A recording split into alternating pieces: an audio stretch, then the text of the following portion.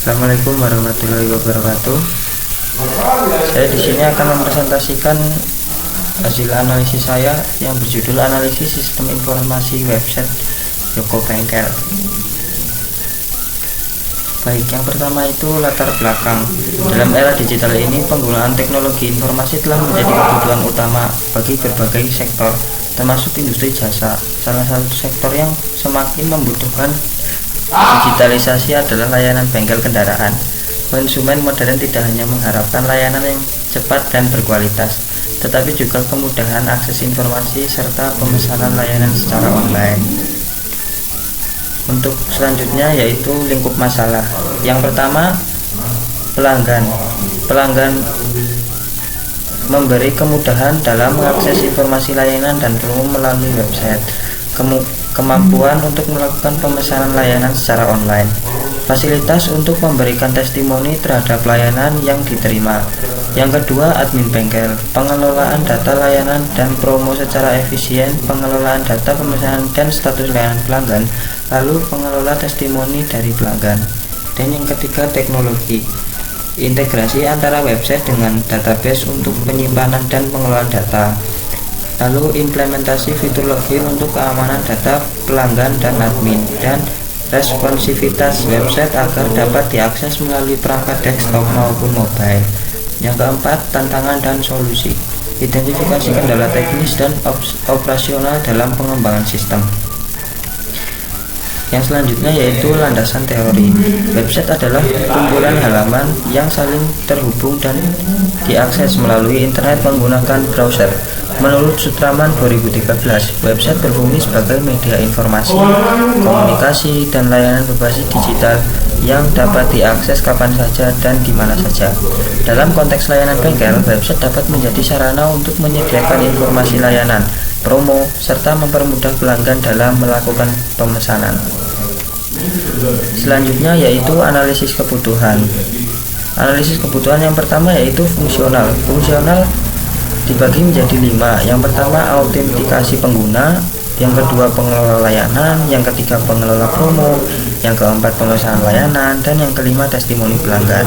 Selanjutnya untuk non fungsional. Yang pertama, untuk non fungsional itu website memiliki waktu respons yang cepat. Yang kedua, website aman dari ancaman keamanan. Yang ketiga, antarmuka pengguna harus ramah. Dan yang keempat, website dapat diakses melalui perangkat mobile dan desktop. Ya, selanjutnya ini adalah gambaran dari diagram use case.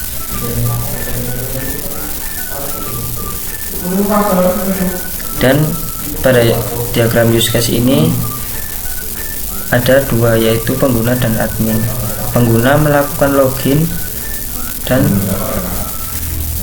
testimoni, layanan promosi, pemesanan layanan, dan logout. Begitu juga admin. Lalu untuk class diagramnya,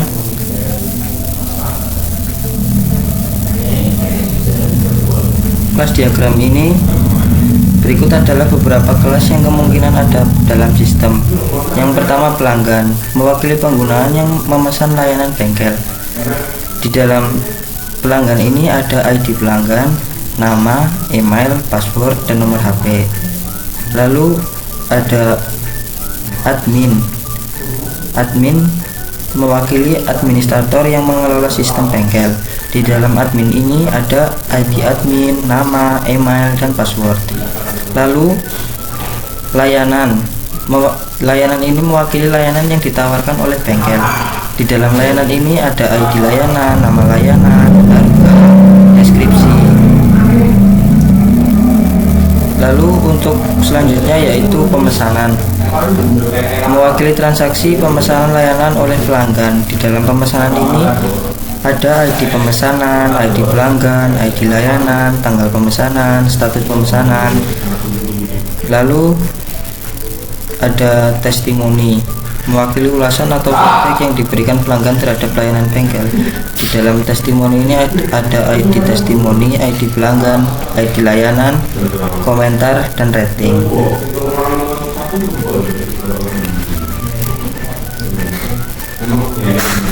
Lalu untuk activity diagramnya, sebelum masuk ke detail, ada beberapa elemen yang dalam activity diagram. Start node menunjukkan awal dari suatu aktivitas. Activity atau proses menunjukkan langkah atau aksi yang terjadi dalam sistem. Ya, selanjutnya activity diagram untuk pemesanan layanan oleh pelanggan. Jadi di dalam activity diagram ini ada admin dan pelanggan. Lalu sebagai pelanggan, cara kerjanya, pelanggan membuka website, lalu pelanggan login ke sistem, lalu pelanggan melihat daftar layanan yang tersedia, lalu pelanggan memilih layanan yang diinginkan.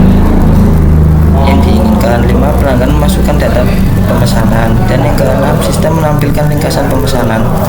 Pelanggan menginformasi pemesanan, lalu sistem menyimpan data pemesanan dan menampilkan status pemesanan.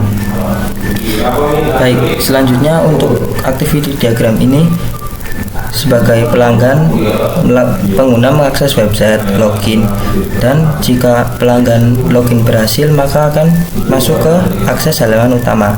Jika login error maka akan ditampilkan pesan error, lalu kembali ke halaman login. Nah, jika pelanggan berhasil melakukan login maka akan ditampilkan akses halaman utama. Lalu login sebagai pelanggan, melihat daftar layanan, melihat promo, melakukan pemesanan layanan, memberikan testimoni. Lalu sebagai admin, dan admin ini sama ya, jika login error maka akan ditampilkan pesan error. Jika admin, kelola layanan dan promo, lalu kelola pemesanan, dan yang terakhir kelola testimoni. Untuk sequence diagramnya, sequence diagram untuk pemesanan layanan oleh pelanggan. Yang pertama, pelanggan mengakses website, dan yang kedua, pelanggan login ke sistem. Yang ketiga, pelanggan memilih layanan yang tersedia. Yang keempat, pelanggan memasukkan data pemesanan. Dan yang kelima, sistem menyimpan pesanan dan menampilkan status pemesanan. Dan yang keenam, pelanggan menerima info konfirmasi pemesanan. Untuk sequence diagram untuk admin, yang pertama, admin login ke sistem. Yang kedua, admin memilih menu kelola layanan. Yang ketiga, admin bisa menambah, mengedit, atau menghapus layanan. Yang keempat, jika menambah layanan, admin memasukkan data layanan lalu sistem menyimpan data. Yang kelima, jika mengedit layanan, admin memilih layanan, memperbarui data, lalu sistem menyimpan perubahan. Dan yang keenam, jika menghapus layanan, admin memilih layanan yang menghapusnya lalu sistem memperbarui daftar layanan. Dan terakhir yaitu kesimpulannya, pengembangan website layanan bengkel merupakan solusi yang efektif untuk meningkatkan efisiensi operasional dan kepuasan pelanggan. Dengan fitur seperti autentikasi pengguna, pengelola layanan, promosi, pemesanan online, dan testimoni, website ini mampu memberikan pengalaman yang lebih nyaman bagi pelanggan serta memudahkan admin dalam mengelola data. Selain itu, penerapan teknologi berbasis web memungkinkan akses yang lebih luas dan fleksibel bagi semua pengguna. Baik, kurang lebihnya mohon maaf. Itu presentasi dari saya, kurang lebihnya mohon maaf jika ada tutur kata yang kurang mengenakan, mohon dimaafkan. Terima kasih. Wassalamualaikum warahmatullahi wabarakatuh.